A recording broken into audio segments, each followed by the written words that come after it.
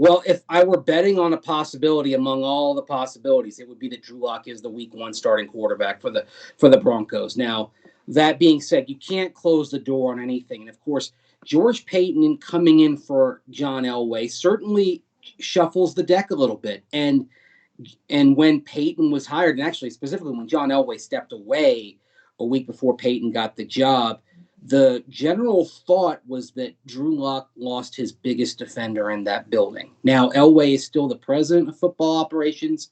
He's still on the competition committee. It's a role he's had for the last few years.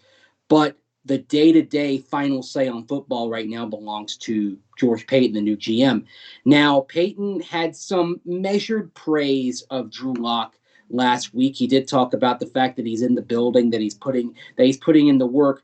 But both Peyton and Vic Fangio talked about how they're going to bring in competition. They want to make the room as good as possible. Of course, the other thing is you have to judge by the actions. And the Broncos were in on Matthew Stafford.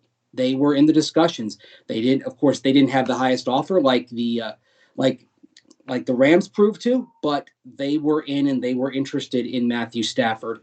And certainly, if the Texans get over their stubbornness and do put Deshaun Watson on the market, the Broncos are going to certainly be in on him as well. So I think they're at a point where if they can't get a Watson, and if a quarterback doesn't like fall in their lap at number 9, they're comfortable going with Drew Lock and then adding someone else to that room to at least push and compete with him for this year.